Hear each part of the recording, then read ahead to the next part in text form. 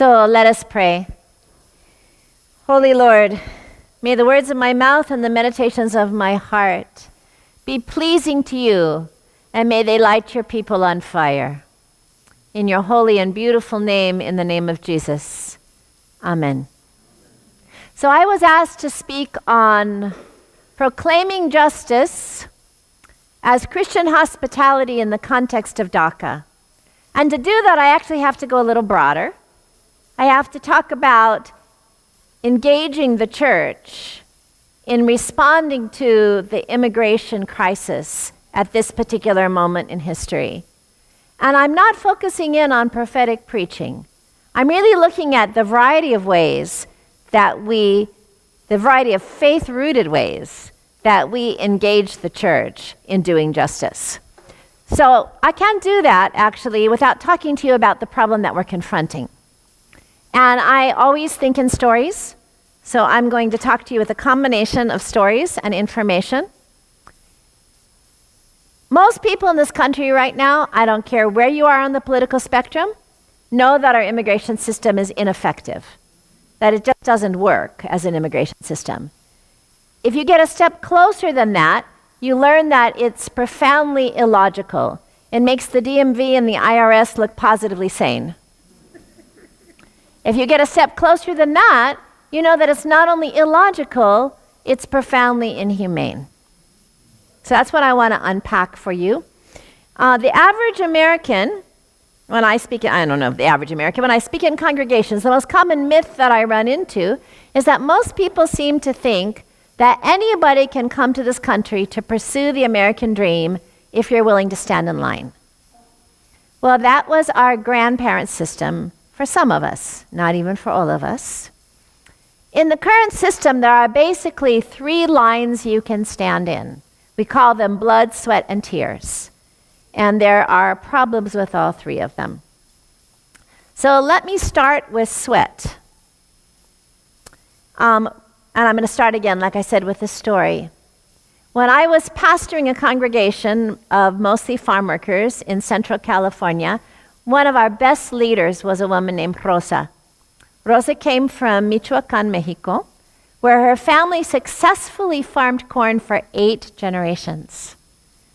Then the North American Free Trade Agreement passed, and American agricultural companies began selling corn in Michoacan at a price that Rosa could not begin to compete with. Does anybody know why she couldn't compete? Well, no, our corn industry is subsidized by our government. Our corn industry gets money. So there was no way that Rosa could compete. So they lost the family farm, and they had at the same time a personal tragedy, which is that her husband passed away, and she was responsible for supporting their children by herself, and the whole economy of Michoacan had tanked. Now, she did not want to come to the United States for a variety of reasons, but there were no jobs in Michoacan. So she went up to the Mexican border with the US, and on the Mexican side, she worked for a multinational factory. The pay wasn't great, there was sexual harassment, but she sent the money home to her mom who could take care of her kids. Then they closed the factory down and went to Indonesia, where they could pay even less than they were paying in Mexico. That's when Rosa crossed the border and came to Central California to work for the same agricultural industry that caused the closure of her family farm, and she sent the money home to her kids. Now, Rosa's employer really wants to petition for her. She's a great worker. But there's 2 little problems. The first problem in this sweat category is you have to prove that no American citizen wants the job. That's some work. But then beyond that, even if you can do that, there are quotas. There are limits in every occupational category. Since 1995, we have a flat limit of 5,000 visas a year for all unskilled labor, including all farm labor. Now, the problem with that is that almost from the beginning of this country, we have imported about 75% of our farm labor. Slavery was about the importation of farm labor. So there's a realistic way that her employer can petition for her. So we have sweat as a category, but it doesn't quite work. When Rosa came, she left the older children with her mother, but she brought the baby, Jose, because he was only 2 years old. So Jose grew up all his life in California. I wish I could take him with me because he's a great kid. You know, one of those straight A students, happy-go-lucky kids, right? So he married his high school sweetheart, Kathy, whose grandparents came from Germany when it was a very different system. She got pregnant and she said, "This is ridiculous, Jose. I'm going to petition for you." That's the blood category, family relationship, right? You fall in love with someone from another country, you can petition for them. Except, also in 1995, there was a little law that was passed that said if you've been here more than a year undocumented and people know it, it's called the bar. You have to go back to your home country for 10 years before you can be considered for immigration, before you can stand in any line. They said to them, well, you know, Kathy, you can go have your baby in Mexico and be separated from your family for 10 years, or you guys can separate. When people find out about stuff like this, they go, what? Jose is what we call a dreamer. He was brought here as a young person. People don't realize that the reason we need a DREAM Act is because there's no line for dreamers to stand in. It doesn't matter if they have employers that want to hire them. It doesn't matter if they have spouses that are Americans. They have to go back for 10 years. Blood, sweat, tears. Since 1948, we have a commitment as a country, since we signed the Universal Declaration of Human Rights at the end of World War II, along with almost all the countries in the world, we have a commitment to welcome people fleeing unjust, violent persecution in their country of origin as a result of their race, their religion, their gender, a whole variety, a whole list of things.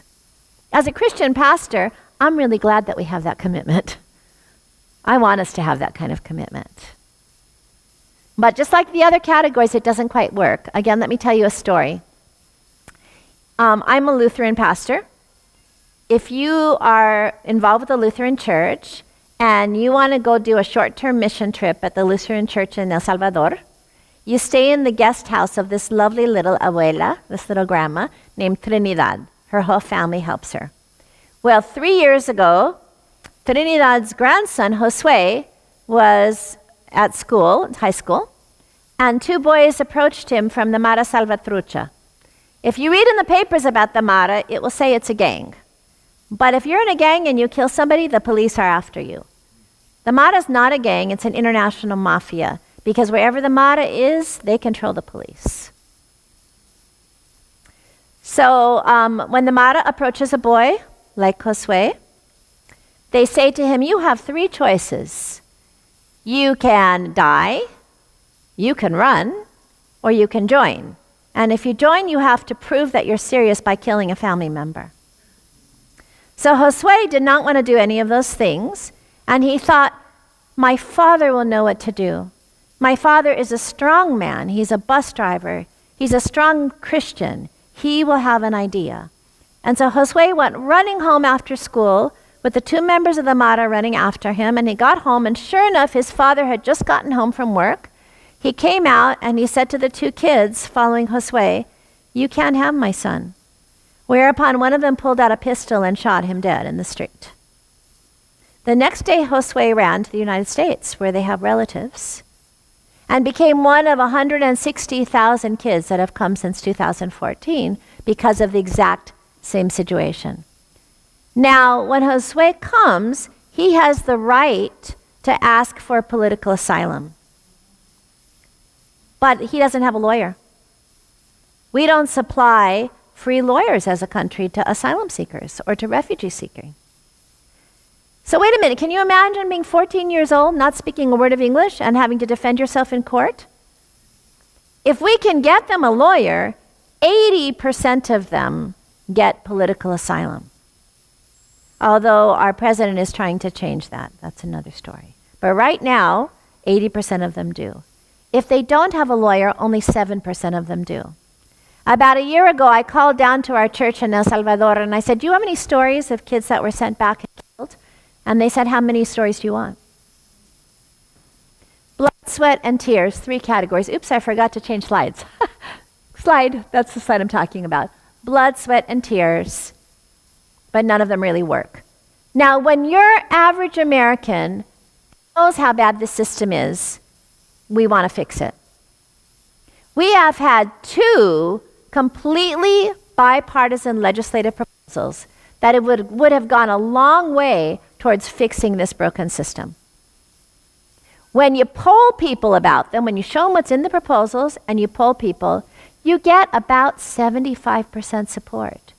When we poll people on the DREAM Act, which would make a line for people like Jose, you get 90% support. But we can't pass them because the calls around comprehensive immigration reform are 50 to 1 against. And the calls around the DREAM Act are 10 to 1 against. Why? How is it that you have legislation with 75% support and the calls are 50 to 1 against? Tell me, what do you think? That's right. The average American never calls your congressperson unless it's about you. And the only people who call about immigration are people who think that immigrants are the problem. And they call over and over and over again. Non-immigrants don't call because there's no passion. Not about us.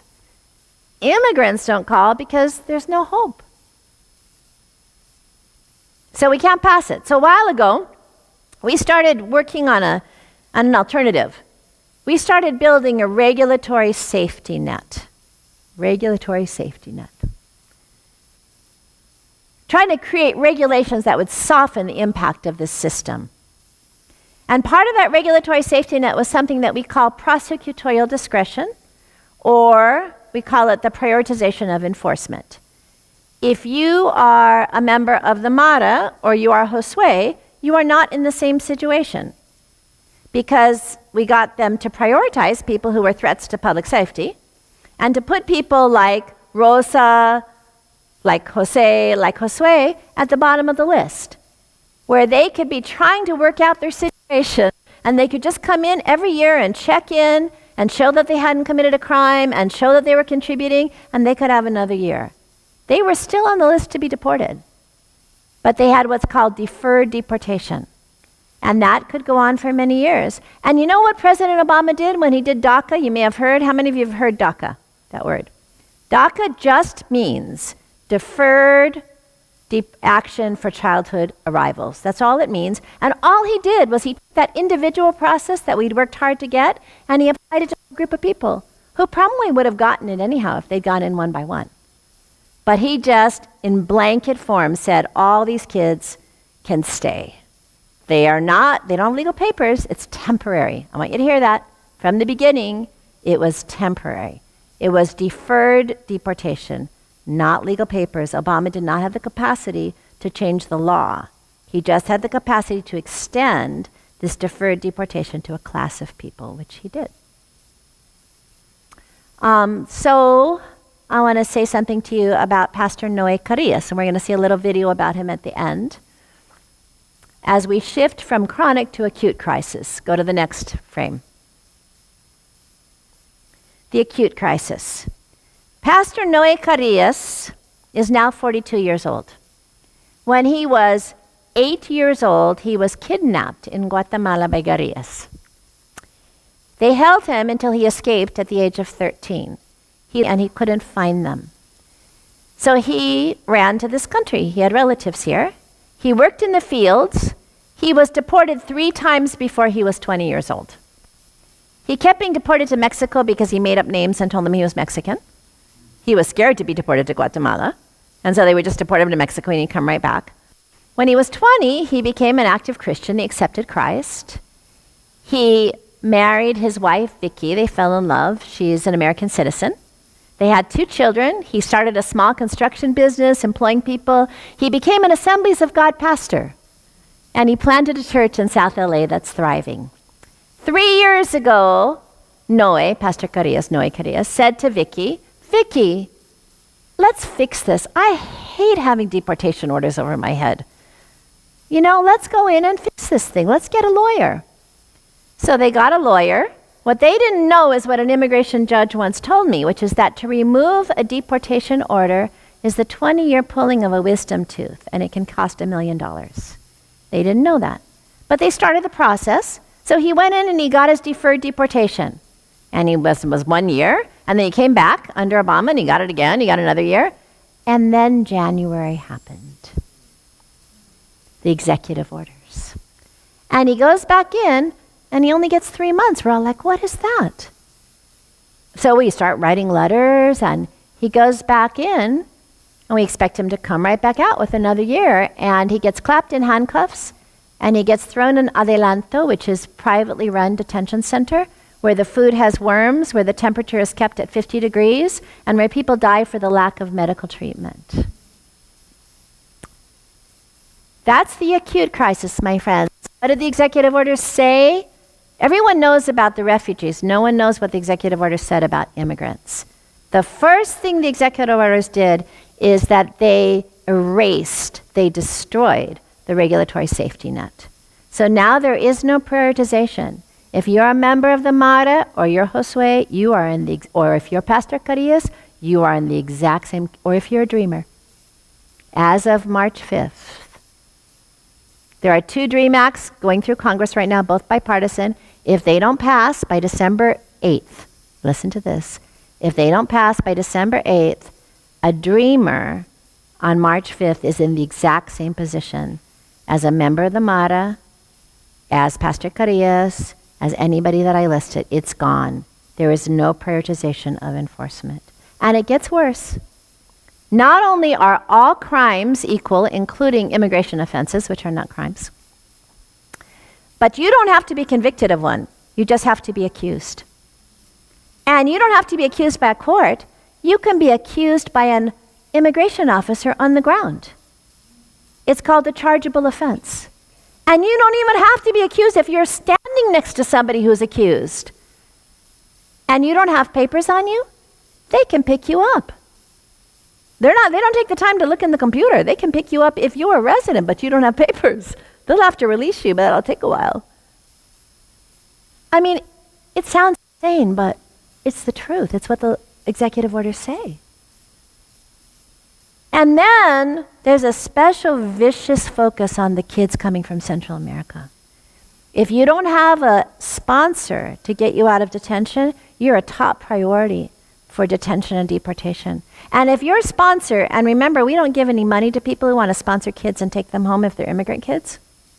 So if you're a sponsor and you're undocumented, you are a top priority for detention and deportation. And if you're a family member who helped pay for a smuggler to bring the kid, and let me tell you, if you're a teenage girl and nobody's watching over you, what do you think happens to you on the journey?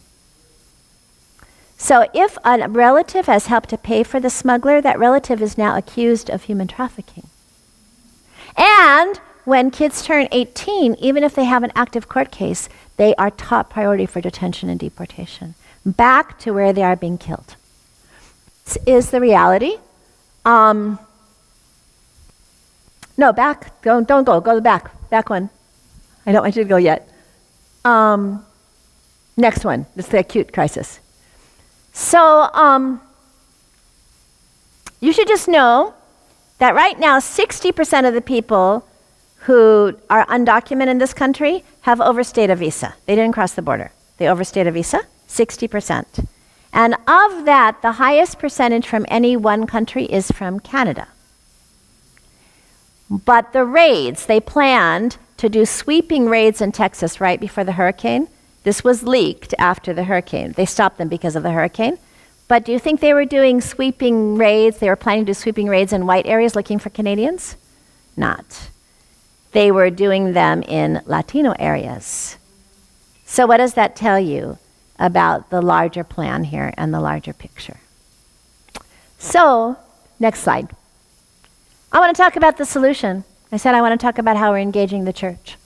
Remember I said that the problem is that we don't have enough passion in non-immigrants and we don't have enough hope in immigrants? We have to create, in order to reform our broken immigration system, we need to build a coalition for immigration that is both broad and deep, hopeful and passionate, which means immigrants and non-immigrants have to work together. You need the exchange of hope and passion, where immigrants get hope because they're not alone, and non-immigrants get passion because they know somebody who's being heard and they care about them. What is the one institution in our society Great question. What is the one institution in our society that is mandated to care passionately about people that are not us? And what is the one institution that is to have hope even when things seem hopeless? Right? I knew back in 2007 that we were not fixing this without the church. So I want to talk to you about various ways that the church is actively engaged in beautiful and powerful ways in responding to this crisis. We just need more of us. We have some really good solutions. We just need more of us. So I'm going to start with the most radical form of Christian hospitality, which is not necessarily the most important one, but it's a sexy one that everyone likes to talk about. It's what attracts some people and terrifies others. So we're going to start there. And then we're going to talk about the other forms of Christian hospitality and what we're doing. So let's go to the next slide.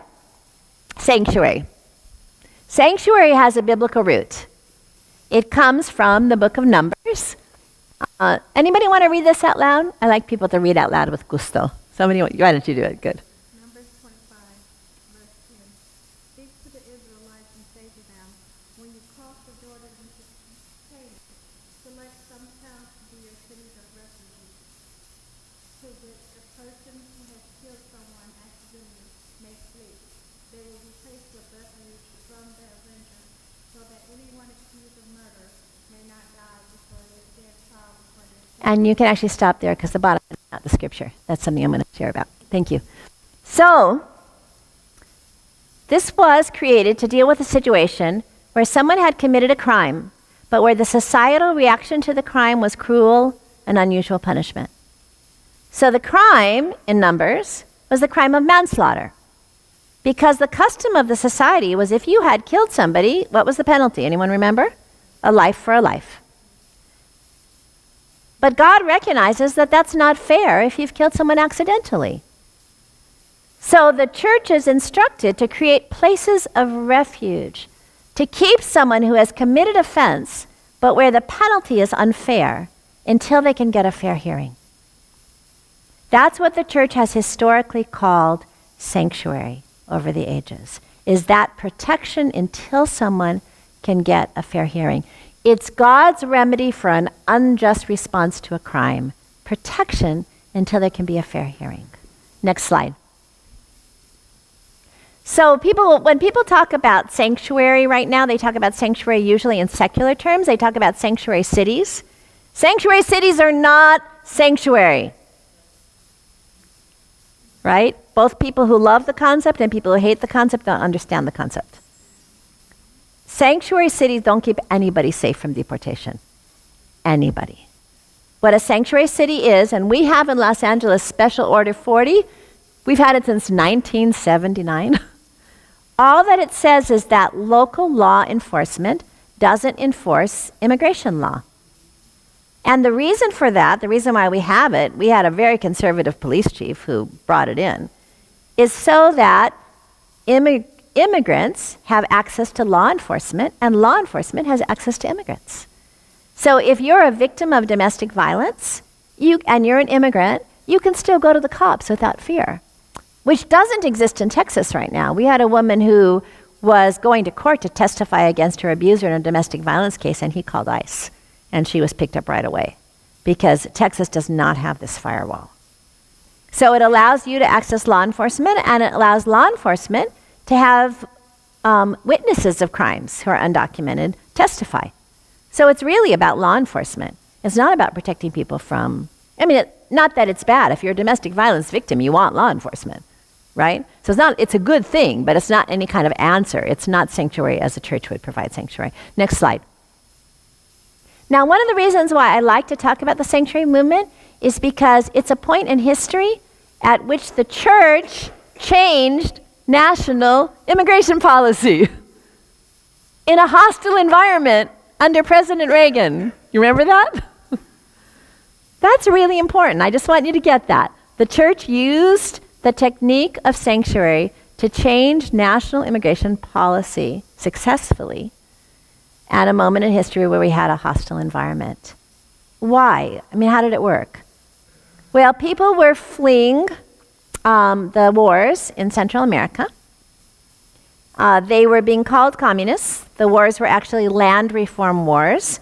When the war started in El Salvador, there were 14 families who owned 90% of the land as a result of the Spanish land grants. So the land reform wars were all about that.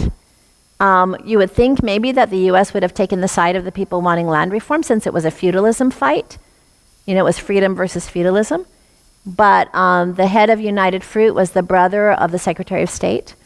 So we took the side of the 14 families, and we poured money in, and we created refugees.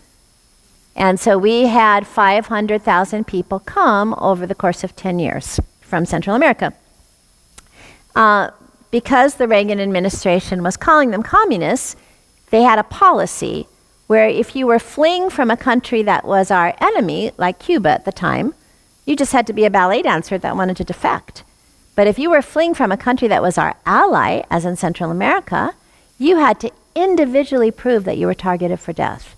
That means while you were running for your life, you had to bring documents that proved that. Most people couldn't do that. When Human Rights Watch was documenting massacres, only about 5% of people from Guatemala were getting political asylum. So they were mostly Christians because the church had switched sides. The church used to be on the side of the 14 families. The Catholic Church, much of it, if you've heard of Archbishop Oscar Romero, had switched sides. So they were mostly Christians. At one point, if you carried a Bible in El Salvador, you could be disappeared because they were thinking that you were a base Christian community leader. So these people were Christians. When they found out that they could not get political asylum, that the system was rigged, they ran to the churches and they asked us for sanctuary. They asked us for the cities of refuge. They asked us for Numbers 35. When that happened, when the partnership, I want you to get this because this is critical, and it doesn't only have to do with immigrants. It goes back to what you were saying, Bishop, the partnership. When you have the partnership between immigrants and non-immigrants in which both of them are willing to risk for their faith, the people wake up. The community says, what's going on here? We have to look at this again. People know that Jesus has come because of the unity of his disciples. That actually doesn't refer to Methodists and Lutherans. No one knows the difference. That refers to immigrants and non-immigrants, black and white, right? When we get together in intimate partnership, when we're ready to risk for the gospel together, then the world says, what is going on here? We got to take a look at this. And when people took a look at that situation, they discovered that the government was lying, and it changed. So just a clarification. Sure. So you're saying when an immigrant and a non-immigrant come together under the church, then they get proper refuge and help? No, I'm saying that when they do get proper refuge and help, that the message to the community, when people are willing to take a risk, both sides are willing to take a risk for the gospel, for that partnership in justice, that the community wakes up and says, oh, we've never seen anything like this before. The world knows that Jesus has come because of the unity of his disciples. And they didn't just know in this case that Jesus had come, they knew that something was rotten in Denmark, that the government was lying. And we actually ended the funding to the wars in Central America over a 10-year period. We ended the funding, and all the wars ended. And not one country went communist. Reagan said they would all be communist, not one country went communist, just so that you know. We also changed our asylum system. So I share that with you to say that it really is possible that sanctuary was this dramatic expression of unity and the willingness to take a risk in the name of that unity. So next slide. In December of 2005, the Sensenbrenner bill passed the Congress, but not, passed the House, but not the Senate. The Sensenbrenner bill would have made it a felony to be undocumented or help or serve an undocumented person. You can imagine with a system that had been chronically broken for 30 years, what happened, the levels of horror and grief and rage that people felt when that happened. And we were trying at the church to figure out what is our unique response? What do we do? And then Cardinal Mahoney, Roman Catholic Archbishop, on Ash Wednesday said, because it was not only people who are undocumented that were going to go to prison, right? It was anybody who helped them or served them or ministered to them. So he stood up on Ash Wednesday and he called on Catholics all over the country to continue to minister to people regardless of their immigration status, even if they were going to go to prison. And he kicked off the New Sanctuary movement. And the New Sanctuary movement, again, people began to take folks into churches, began to take that risk, began to stand up together in that way. And that's a large reason why we were able to get the regulatory safety net, is we fought for years and we got the regulatory safety net. And that was very connected to the New Sanctuary movement. So, one more, go. Oh, by the way, sanctuary.deportation.org is if you want to be part of the New Sanctuary movement, that's their website. So if you're interested in exploring how your church can do that form of radical hospitality, you can contact the Sanctuary Not Deportations. Now, go to the next slide. But I'm not actually going to stay here. I'm not actually going to spend any more time on Sanctuary, because what I need to tell you is that under the current system, Sanctuary is unending house arrest. There's a level of monitoring right now. There's a level, and in fact, the president is asking for the number of ICE agents to be tripled. And there's already, between the ICE agents and electronic monitoring, there's a level of monitoring that if somebody goes into a church to live, if they come out, they're deported.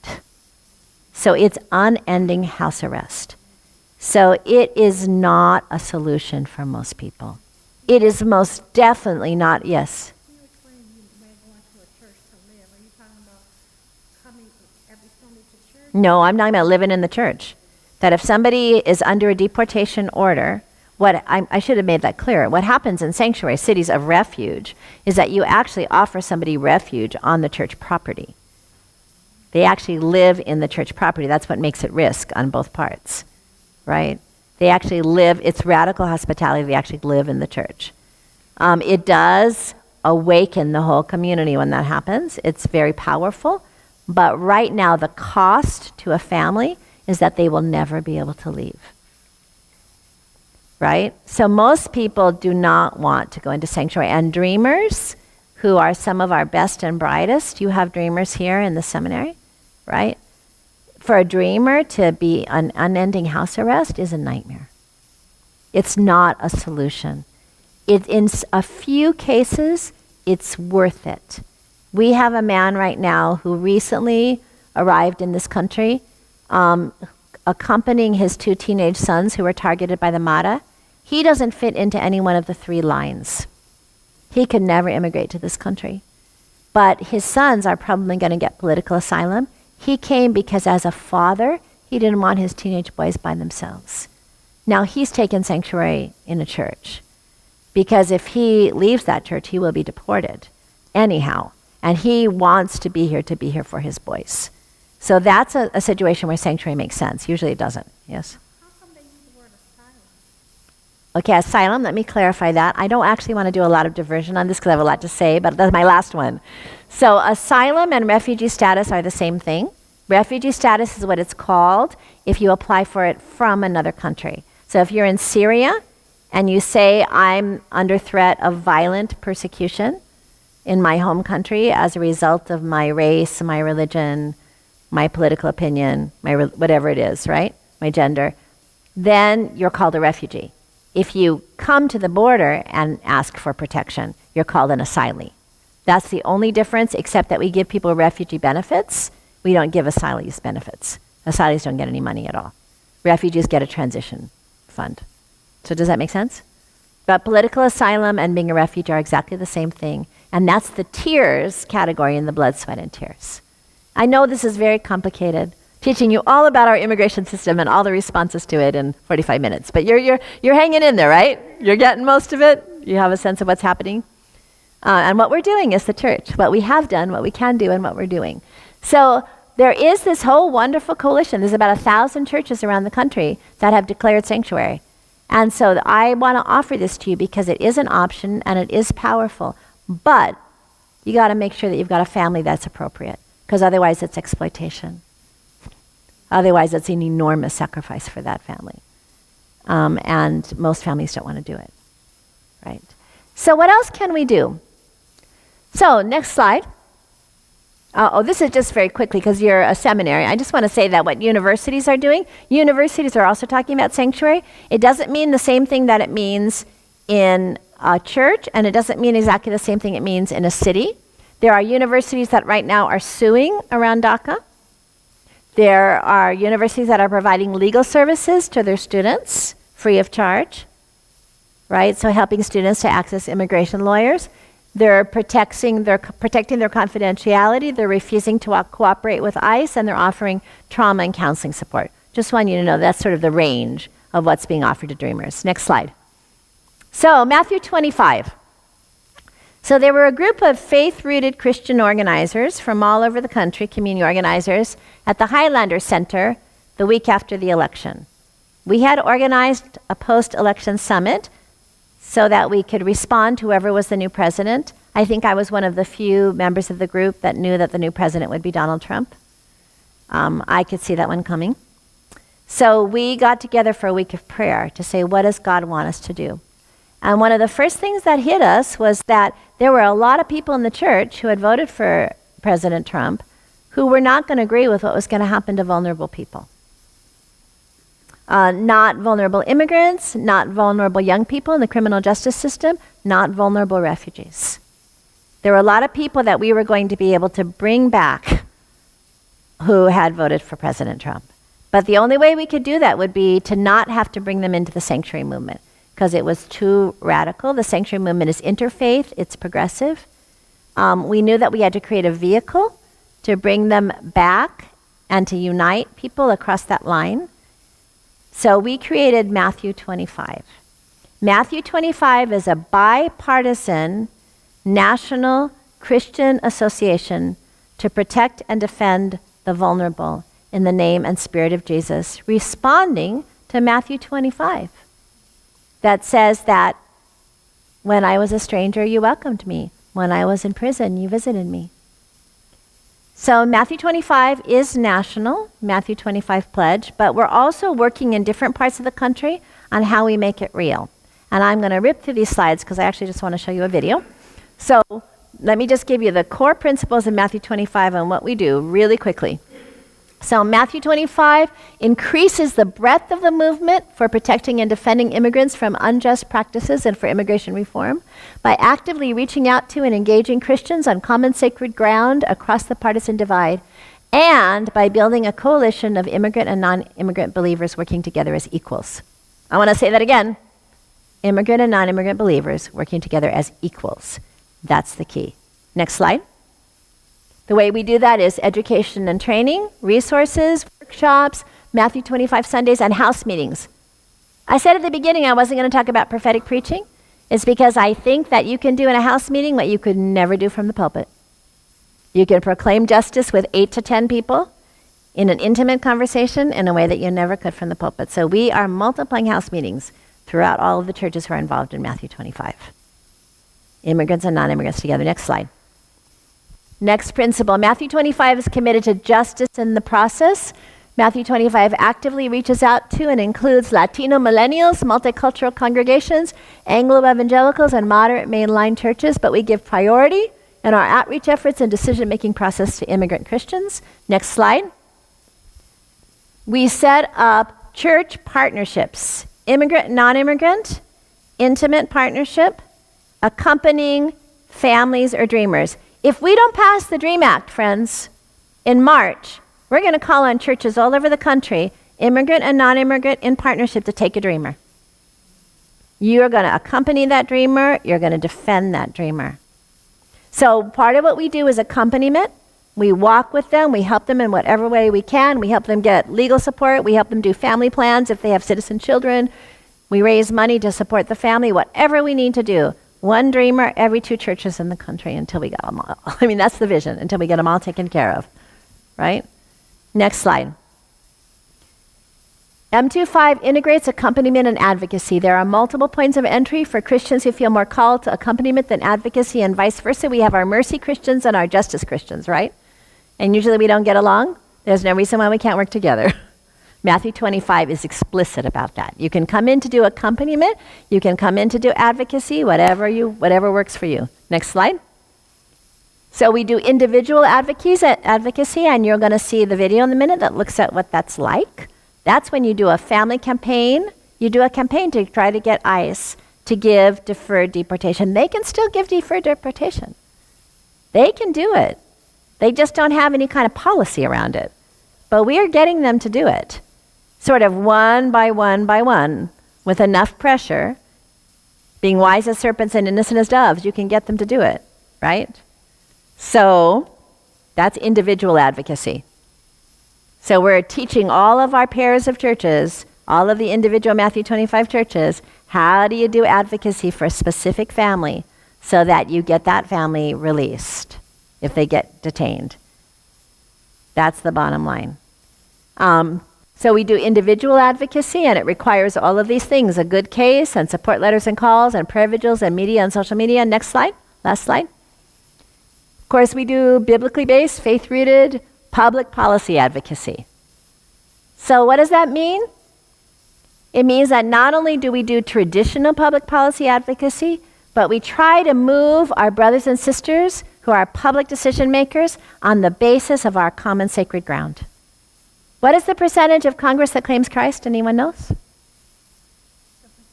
Congress that claims Christ. 92%. That means those are our brothers and sisters. So you can not only pressure people, you can convert them. You can awaken that part of the best. You don't only have to pressure the worst in the person, you can awaken the best in the person. And so we have a commitment in Matthew 25 to do that, to minister to our legislators. And because we're bipartisan, we can do it. So that's a picture of what Matthew 25 does. You can do it in Chicago if you want. People are just grasping the concept and grasping the model all over the country and using it.